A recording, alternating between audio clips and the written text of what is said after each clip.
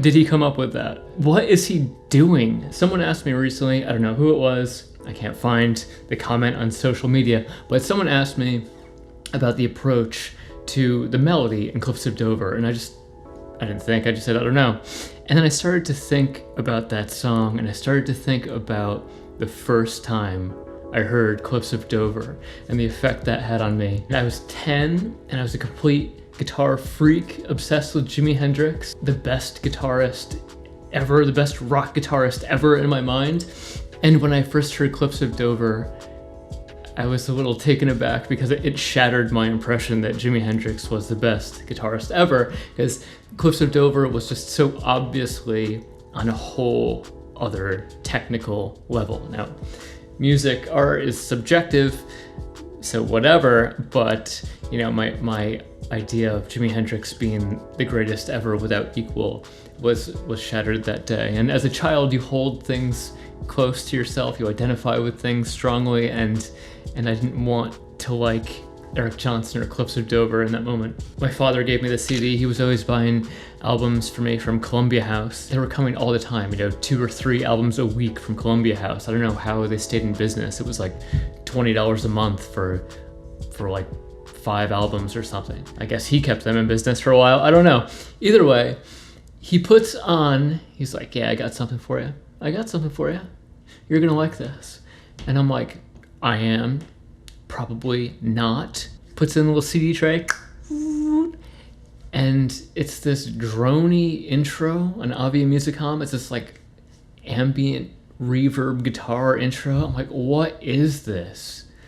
I look at the album cover, eggshell white, like what is this, his grandma's house? You know, it's got this stinky looking wooden abstract guitar sculpture. It's like the most pretentious thing in the world. Like, miss me with it, dog, miss me with it. And it blasts into Cliffs of Dover, and I'm like, oh my God, what is this? It was one of those songs for me at the time that it didn't cease to be interesting and cool. And it's one thing to come up with a riff that works. It's another to have every section be compelling and cohesive, and the arrangement takes you on this journey. The technique was unreal. The runs were violin-like and fluid. The tone was incredible. The chord voicings were incredible. Just the whole thing was amazing. And just when you thought it couldn't be any more impressive and like musical and displaying virtuosic, I don't know, is that a word?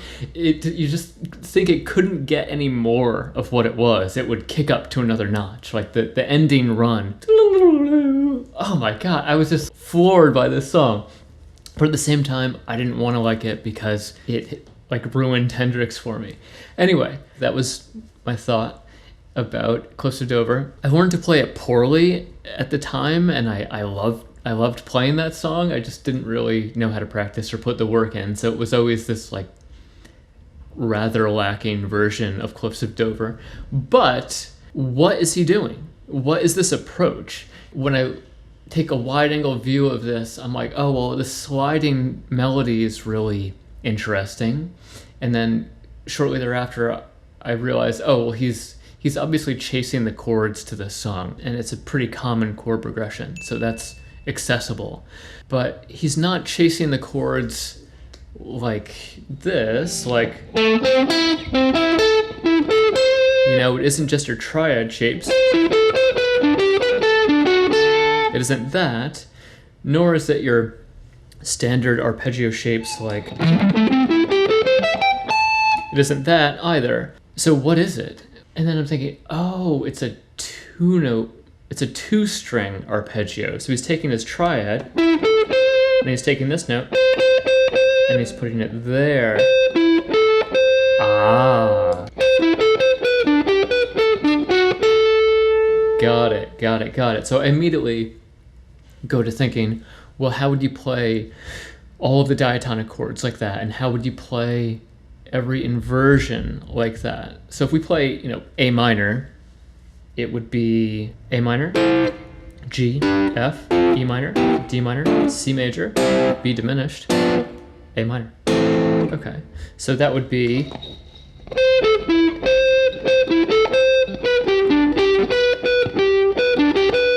So if that's minor and that's major, got it, I can just move that down.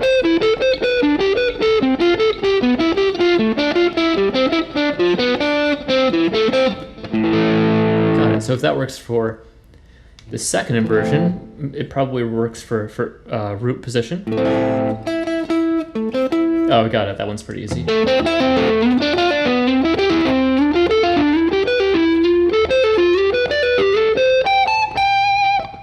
Okay, that works. What about the next one? What about first inversion?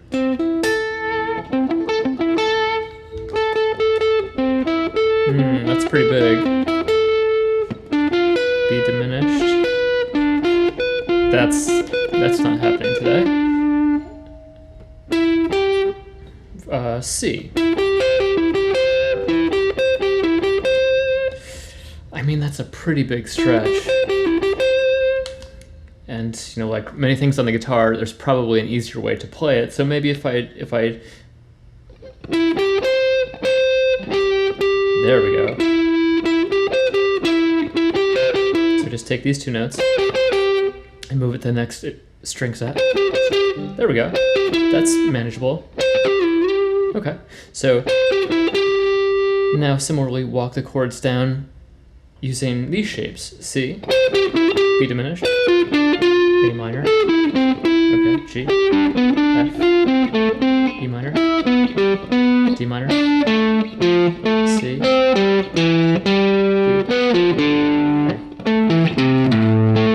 run out of space, so depending on where you run out of space, you can go to the next string set down here or the next string set up here. But that's where my mind went. You know, how would I practice it? Major key, minor key, all the chords. You know all your tried inversions, you know all the chords in the key, that is the full picture. So beyond that, just playing them in a line like that,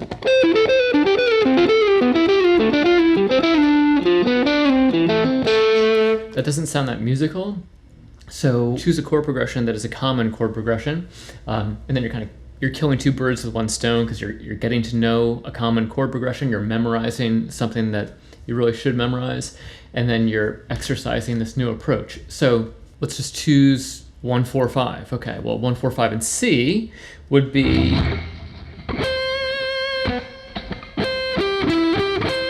F, G,